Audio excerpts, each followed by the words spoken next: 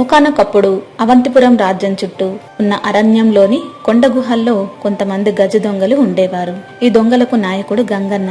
వీరు దొంగతనాలు చాలా చాకచక్యంగా చేస్తూ ఎవరికి దొరకకుండా తప్పించుకుని తిరిగేవారు.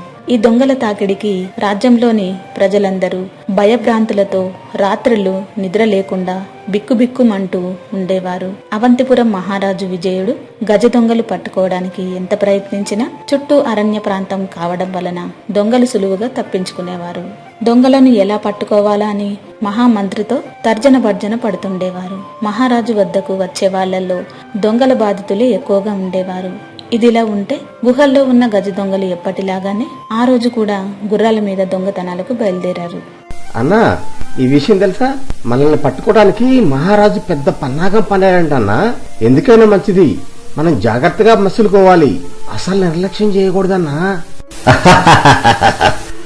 మనల్ని పట్టుకోవడం ఈ ముల్లోకల్లో ఎవరి తరం కాదురా. రాజ్యం చుట్టూ ఈ అడవి ఉన్నంత కాలం మనల్ని ఎవరూ తాకలేరు. భయపడకండిరా. మీకు ఈ గంగన్న ఉన్నంత కాలం ఏమీ కాదు. నిజమన్నా, నిన్న మారువేషంలో నేను కొట్టు దగ్గరికి వెళ్ళినప్పుడు ఇద్దరు రాజభట్లు మన గురించే మాట్లాడుకోవటం నేను విన్నాను. అన్ని చోట్ల మనల్ని పట్టుకోవడం కోసం మహారాజు ఎంతో ధనం వెచ్చించి రకరకాల ఏర్పాట్లు చేశాడన్నా. చెస్ మహారాజు ఎన్ని ఏర్పాట్లు చేసినా ఎంతమంది రాజభట్లు వచ్చినా మనల్ని పట్టుకోవడం అసాధ్యంరా.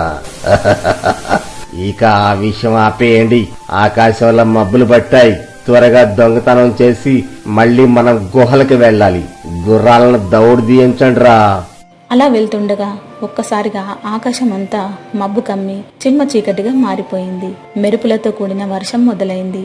చీకటిగా ఉండటంతో గుర్రాలు దారి కనిపించక ఎలా పడితే అలా పరిగెడుతున్నాయి.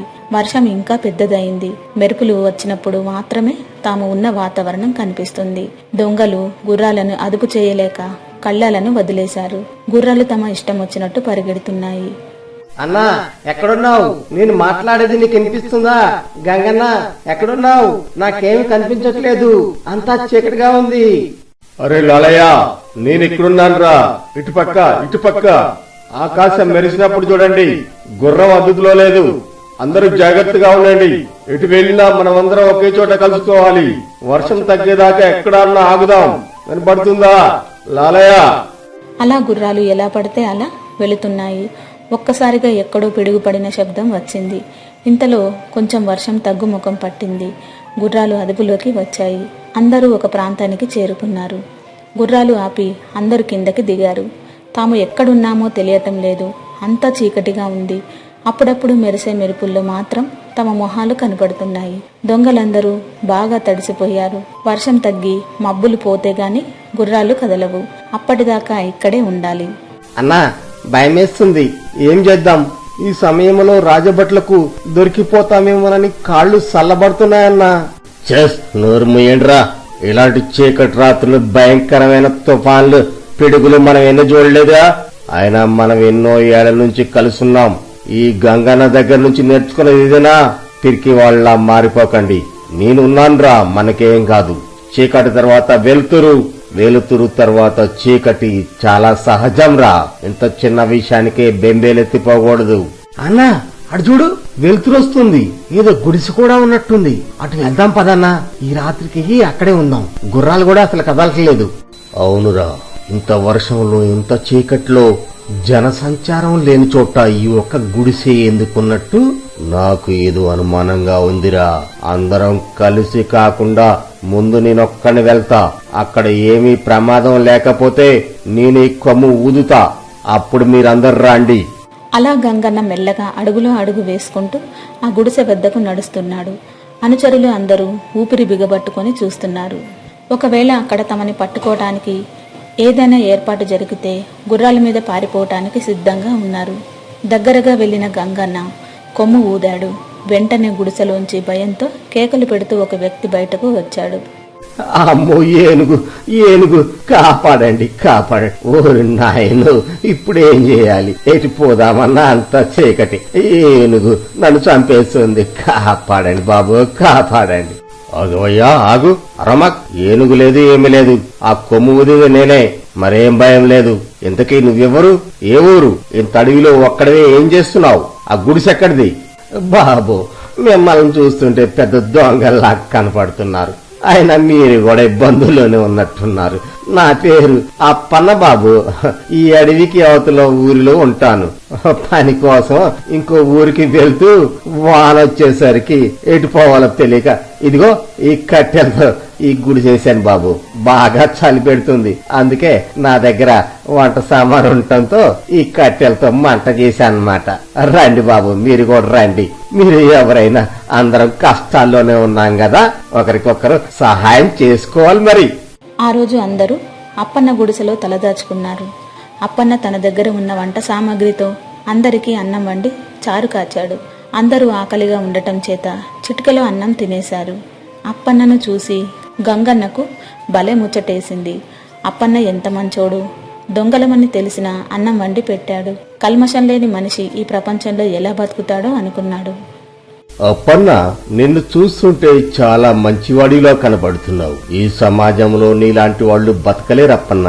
ఒకప్పుడు మేము కూడా ఈ సమాజంలో ఇమ్మలేక ఈ దొంగతనాలకే అలవాటు పడ్డాం. సరే, ప్రేమతో అన్నం ఉండి కడుపు నింపావు, నీకేదైనా సహాయం చేయాలనుంది. ఇంతకీ ఏ పని చేయగలవు అప్పన్న? బాబు, నాకేం పని వచ్చో ఏది రాదు నాకే తెలియదు బాబు.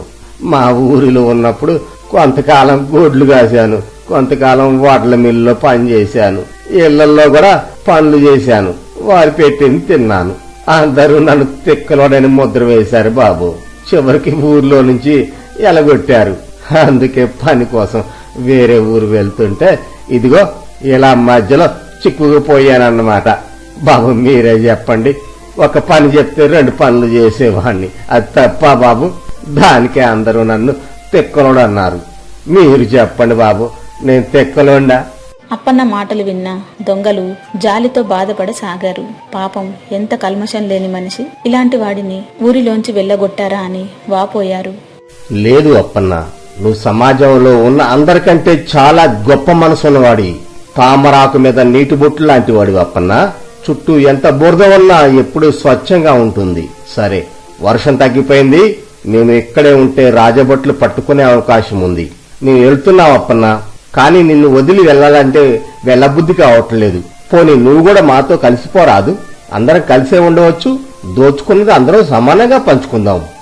బాబు, మీకు నా మీదున్న ప్రేమకి చాలా సంతోషంగా ఉంది. ఎట్లాగూ నాకే పని లేదు కాబట్టి నేను కూడా ఇక మీతో పాటే వస్తా బాబు. నాకు ఆ వంటలు అన్ని వచ్చు, మీకు ఎప్పుడు కావాలంటే అప్పుడు ఏ వంట కావాలంటే ఆ వంట చేసి పెడతాను బాబు. పదండి, మీతో పాటే నేను. అలా అప్పన్న ఆ దొంగల ముఠాతో చేరిపోయాడు. ముఠాలో చేరిన కొద్ది రోజులకే అప్పన్న చాలా బలవంతుడని దొంగలకు అర్థమైంది. అందుకే అప్పన్నకు యుక్తిగల పనులేవి చెప్పకుండా బరువుగల వస్తువులను మోసే పని చెప్పేవాళ్లు. ఒకరోజు గంగన్న ముఠ బాగా డబ్బున్న ఇంటికి దొంగతనానికి వెళ్లారు. వారితో అప్పన్న కూడా ఉన్నాడు. దొంగలు గోడకు పెద్ద కన్నం వేశారు. ఇదిగో అప్పన్న, జాగ్రత్తగా విను. నీ పనేంటంటే ఈ కన్నంలో నుండి చప్పుడు కాకుండా లోపలికి వెళ్ళు.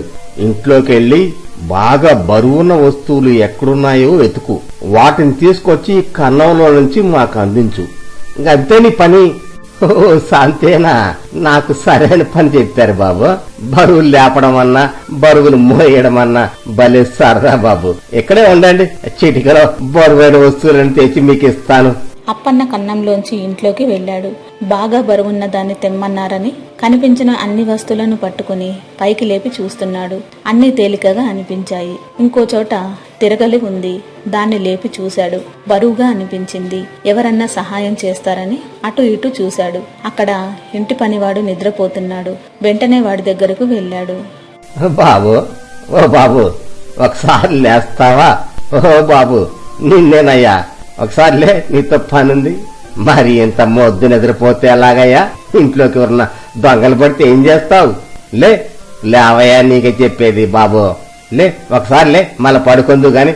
అప్పన్న అలా గట్టిగా తట్టేసరికి ఉలిక్కిపడి లేచాడు పనివాడు. ఏయ్, ఎవడ్రా నువ్వు? నన్నెందుకు లేపుతున్నావు? ఏం కావాలి? అసలు ఇంట్లోకి ఎందుకు వచ్చావు? మరేం లేదు బాబు. మరి అంత కోపం తెచ్చుకుంటే అట్లా?